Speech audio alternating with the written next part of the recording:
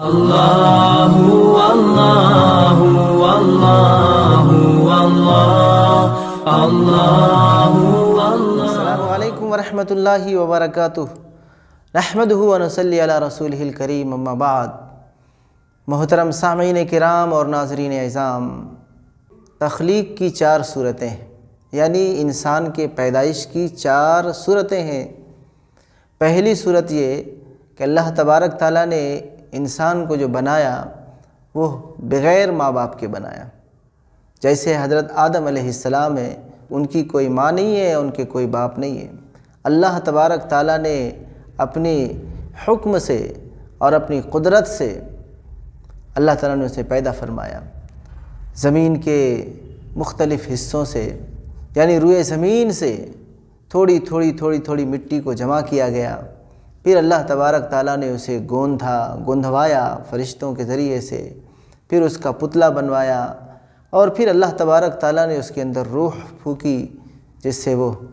گوشت پوشت کے ایک انسان بن گئے۔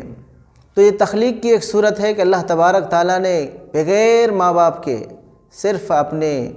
حکم کن فیکون کے ذریعے سے پیدا فرمایا۔ دوسری تخلیق کی صورت یہ ہے کہ اللہ تبارک تعالیٰ نے بغیر کسی واسطے نکاح کے صرف مرد سے پیدا کیا۔ جیسے حضرت حوا علیہ السلام کہ اللہ تبارک تعالیٰ نے آدم علیہ السلام کی بائیں پسلی سے اسے پیدا فرمایا۔ اور تخلیق کی تیسری صورت یہ ہے بغیر کسی واسطے نکاح کے صرف ماں سے، صرف عورت سے اللہ تبارک تعالیٰ نے پیدا فرمایا۔ جیسے حضرت عیسیٰ علیہ السلام ہیں کہ ان کے کوئی باپ نہیں ہے، صرف اللہ تبارک تعالیٰ نے ماں سے پیدا کیا۔ اور تخلیق کی چوتھی صورت ہماری اور آپ سبوں کی ہے، پوری دنیا کے انسانوں کی ہے کہ اللہ تبارک تعالیٰ نے واسطے نکاح کے، مرد و زن یعنی عورت اور مرد دونوں کے اختلاط سے، ملاپ سے اللہ تعالیٰ نے پیدا فرمایا، واسطے نکاح کے۔ تو ماں باپ ہماری زندگی میں بہت اہمیت کے حامل ہیں۔ ان کے ذریعے سے اللہ تبارک تعالیٰ نے ہمیں اس دنیا میں بھیجا، اس لیے ساری انسانیت کے لیے یہ ضروری ہے، خاص کر کے ایمان والوں کے لیے تو بے حد ضروری ہے، کیونکہ اللہ تبارک تعالیٰ نے ان کے لیے بہت تاکید فرمائی۔ اور ساری انسانیت کو بھی چاہیے کہ وہ اپنے ماں باپ کی بہت قدر کریں، بہت عزت کریں، اور ان کے حکموں کو مانیں جو جائز حکمیں ہیں، اور جو روا ان کا حکم ہے، جس کے ماننے سے اللہ اور اس کے رسول صلی اللہ علیہ وسلم کی خلاف ورزی نہیں ہوتی، اللہ کے حکم کی عدولی نہیں ہوتی، اس کا حکم نہیں ٹوٹتا، ان کی نافرمانی نہیں ہوتی، تو پھر ایسے حکم میں ماں باپ کے فرمان کو ماننا جائز ہے، صحیح ہے، اور اس کی خلاف ورزی کرنا ایک سمجھیے گناہ ہے۔ تو جائز امور میں ماں باپ کی بات کو ماننا چاہیے، ان کی دل شکنی نہیں کرنی چاہیے، ان کو اذیتیں تکلیفیں نہیں دینی چاہیے، اور جہاں تک ہو سکے اپنے جان سے بھی زیادہ اسے عزیز رکھنا چاہیے۔ ان کے ارمانوں کو، ان کی خواہشوں کو جو جائز طریقے سے ہو اسے پورا کرنا چاہیے۔ چنانچہ اللہ تبارک تعالیٰ نے بھی اس کے حقوق کے بارے میں بہت ساری جگہ بتایا۔ اللہ تعالیٰ بار بار اپنی جہاں وحدانیت کا ذکر کیا، اپنی عبادت کا ذکر کیا، اس کے ساتھ ساتھ اللہ تبارک تعالیٰ نے والدین کا بھی حکم فرمایا کہ دیکھو انسانوں، تم میرے ساتھ کسی کو شریک نہیں ٹھہرانا، اور اپنے والدین کی تم اطاعت و فرما برداری کرنا۔ سورہ بنی اسرائیل میں اللہ تبارک تعالیٰ ماں باپ کے حقوق کے بارے میں اور ان کے ادب و احترام کے بارے میں بتاتے ہیں کہ تمہیں ان کے ساتھ کس طرح سے رہنا۔ اللہ تعالیٰ نے فرمایا کہ دیکھو، جب یہ ماں باپ تمہارے بڑھاپے کی حالت کو آ جائیں، ان دونوں کے دونوں یا دونوں میں سے کوئی ایک، تو تم اس کی فرما برداری کرنا، اطاعت شعاری کرنا، اور دیکھو تم اس کے سامنے اف تک نہیں کہنا، اور نہ تم ان دونوں کو جھڑکنا، بلکہ اس کے سامنے جھکے رہنا، اور ان کی باتوں اور ان کے حکموں کی تعمیل کرنا، بجاوری کرنا۔ اب خاص کر کے ماں وہ ہوتی ہیں جو تھوڑا ضعیف ہوتی ہیں، ناتواں ہوتی ہیں، اس کے اندر فائٹنگ کی صلاحیت کم ہوتی ہے، اس لیے پیارے آقا صلی اللہ علیہ وسلم نے ان کے بارے میں بہت وصیت فرمائی۔ چنانچہ ایک صحابی نے پوچھا کہ ہمارے احسان سلوک کے سب سے زیادہ حقدار کون ہے؟ تو آپ صلی اللہ علیہ وسلم نے فرمایا کہ تمہاری ماں ہے۔ وہ 3 دفعہ پوچھے اور آپ صلی اللہ علیہ وسلم تینوں مرتبہ یہ کہتے رہے تمہاری ماں ہے، تمہاری ماں ہے، تمہاری ماں ہے۔ اس کا یہ مطلب ہرگز نہیں ہے کہ ماں کی وقت ہے اور باپ کی کوئی وقت نہیں ہے، بلکہ دونوں برابر ہیں، عزت و احترام کے اندر دونوں برابر ہیں، بلکہ باپ کی عزت و توقیر زیادہ کرنی چاہیے اور ماں کے ساتھ احسان سلوک زیادہ کرنا چاہیے۔ ماں کے بارے میں زیادہ تر وصیت اس لیے فرمائی کہ وہ کمزور ہوتی ہیں، ان کے اندر فائٹنگ کی صلاحیت نہیں ہوتی ہے، اور اولاد بھی ماں کو بہت ایزی لے لیتے، آسان لے لیتے ہیں، ہاتھوں پہ لے لیتے، ان کی طرف کان نہیں دھرتے، ان کی باتوں کو زیادہ نہیں توجہ دیتے، سنتے نہیں۔ اسی لیے بہت سخت طور پر وصیت کی گئی اور ان کے بارے میں احسان سلوک کے لیے بہت زیادہ تاکید کی گئی، تاکہ ان کی کوئی اگنور ان کو نہ کر سکے اور ان کی باتوں کو یوں ہی سمجھ کر کے اڑا نہ دے، بلکہ اس کی اہمیت بتانے کے لیے آپ صلی اللہ علیہ وسلم نے بہت تاکید فرمائی، کیونکہ بات ایسی ہوتی ہے۔ چنانچہ دیکھو، کوئی بھی بے تکلفی کی بات ہوتی یا کچھ لینا دینا ہوتا ہے تو ماں سے بے تکلف بول لیتے ہیں اور اپنی ضرورتوں کو پیش کر لیتے ہیں اور ان سے منوا لیتے ہیں، کسی طرح سے لے لیتے ہیں۔ لیکن باپ ایک ایسی شخصیت ہوتی ہے کہ اس کے پاس ہر کسی کو بولنے کی ہمت نہیں ہوتی۔ اگر بولنا بھی ہے، کچھ لینا بھی ہے، کچھ طلب بھی کرنا ہے تو بڑی احتیاط سے دور کھڑے ہو کر کے مانگتے ہیں، اور پھر مانگتے وقت بھی دیکھتے ہیں وہ کہ ہاتھ ان کا کہاں جا رہا ہے۔ اگر جیب کی طرف جا رہا ہے تو خوش ہو جاتے ہیں، لیکن اگر چپل کی طرف جا رہا ہے تو ڈر کے بھاگ جاتے ہیں کہ کہیں چپل سے ہماری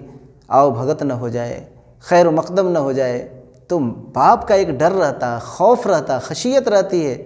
جس کی وجہ سے باپ کے بارے میں تاکید کم آئی، ماں کے بارے میں تاکید زیادہ آئی، کیونکہ وہ بیچاری شفقت و محبت ان کے دل میں بھری رہتی، اور پھر بچے جو بھی بولتے ان کو سنتی بھی ہیں،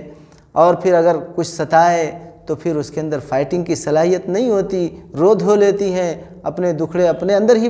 جذب کر لیتی ہیں، کسی دوسرے کو نہیں بولتی۔ لیکن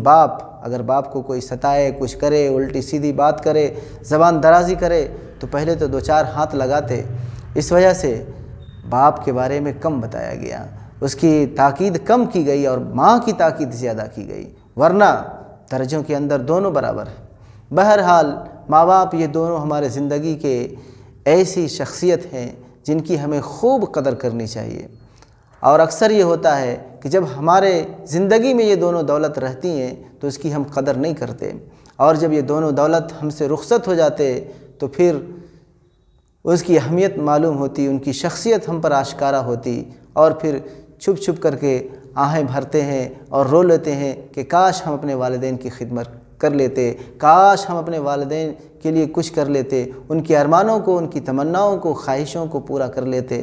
لیکن وقت ہاتھ سے جب نکل جاتا تو پھر پچھتانے سے کچھ نہیں ہوتا۔ یہ ماں باپ ہمارے لیے جنت و جہنم بھی ہیں۔ چنانچہ ایک حدیث ہے جس کا مفہوم ہے، آپ صلی اللہ علیہ وسلم سے کسی نے پوچھا کہ یہ ماں باپ ہمارے حق میں کیا ہے، تو آپ صلی اللہ علیہ وسلم نے فرمایا یہ تمہارے حق میں جنت بھی ہے، جہنم بھی ہے۔ یعنی اگر تم اس کی فرما برداری کر لیے، اطاعت کر لیے، ان کی باتوں کو مان کر کے ادب و احترام کے ساتھ زندگی بسر کر لیے تو یہ دونوں تمہارے لیے جنت میں جانے کی سبب اور باعث بن جاتے ہیں۔ اور اگر تم نے ان کی دل شکنی کی، ان کو ستایا، تکلیفیں دی، بے احترامی کی، بے عزتی کی، بے توقیری کی، تو یہ دونوں تمہارے لیے جہنم کا ایندھن بن جاتے ہیں۔ دوستو، اس لیے ہم سبوں کے لیے ضروری ہے کہ ہم اپنے ماں باپ کی بہت قدر کریں، بہت عزت کریں، کہیں ایسا نہ ہو کہ ہم سے غفلت ہو اور ہم اس دولت کی قدر نہ کر سکیں۔ ایک حسن بصری رحمۃ اللہ علیہ کا واقعہ ہے کہ وہ لوگوں کو بتایا کرتے تھے کہ جب کسی کا انتقال ہو جائے صبر کی تلقین کرتے تھے، رونے دھونے سے منع کرتے تھے، لیکن ان کی والدہ کا جب انتقال ہو گیا تو انہوں خوب رو رہے تھے، دھاڑے مار مار کے رو رہے تھے۔ لوگوں نے پوچھا آپ تو لوگوں کو منع کرتے اور آپ خود اس طرح سے رو رہے ہیں؟ کہا دیکھو، میں ماں کی وجہ سے نہیں رو رہا ہوں، بلکہ میں اس لیے رو رہا ہوں کہ اللہ تبارک تعالیٰ نے ماں باپ کے ذریعے سے ہمارے لیے جنت میں جانے کے 2 راستے دیے تھے، آج ایک راستہ مجھ پر بند ہو گیا، میں اس کی فراق میں رو رہا ہوں کہ آج جنت کے حصول کے لیے اللہ تبارک تعالیٰ نے 2 راستے دیے تھے، آج اس میں سے ایک دروازہ ہمارے لیے بند ہو گیا، ماں رخصت ہو گئی۔ تو دیکھیے میرے محترم سامعین، ماں باپ ہمارے لیے جنت میں جانے کے دو سبب ہیں۔ ان کی اطاعت کر کے، فرما برداری کر کے ہم جنت کو حاصل کر لیں، اور اگر ہم نے ان کو ستایا، ان پر زیادتی کی، ظلم کی، تو ایک سمجھ لیجئے کہ یہ زہریلا سلسلہ ہے۔ اگر تم نے ان کے ساتھ غلط کیا تو تمہارے ساتھ ضرور ویسا ہی ہوگا۔ چنانچہ ایک واقعہ ہے، مراد آباد مدرسہ شاہی کے ایک محدث، بہت بڑے محدث گزرے ہیں، شیخ الحدیث تھے، جن کا نام عبدالجبار صاحب تھا۔ وہ اپنے متعلقین کو ایک واقعہ سنایا کرتے تھے کسی شخص کا، کہ انہی کے شہر کا واقعہ تھا کہ ایک شخص نے اپنے باپ کو گھر سے گھسیٹ کر کے، مارتے پیٹتے گھسیٹتے ہوئے اپنے گھر سے باہر لایا، اور ایک جگہ کوڑا کرکٹ پھینکنے کی جگہ تھی، وہاں تک لایا، پھر وہاں سے بھی کھینچ کے آگے بڑھ رہے تھے۔ اس کا باپ صرف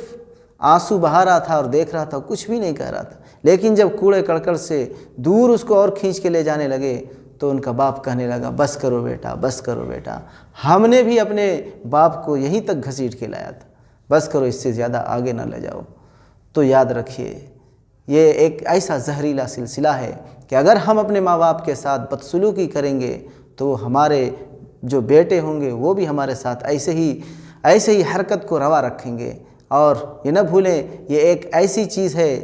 کہ جو ماں باپ کے ساتھ بدتمیزی کرتا ہے، اللہ تبارک تعالیٰ دنیا ہی میں اس کو سبق سکھاتے ہیں۔ اللہ تبارک تعالیٰ سے دعا ہے کہ اللہ تبارک تعالیٰ ہم سب کو اپنے ماں باپ کی قدر کرنے والا بنائے، اور اس دولت کو، اس نعمت کو عظیم الشان سمجھنے والا بنائے، اور ان کے ذریعے سے اللہ تبارک تعالیٰ ان کی خدمت کر کے اللہ تعالیٰ ہم سب کو جنت کما لینے والا بنائے۔ وآخر الدعوانا الحمدللہ رب العالمین۔ السلام علیکم ورحمۃ اللہ وبرکاتہ۔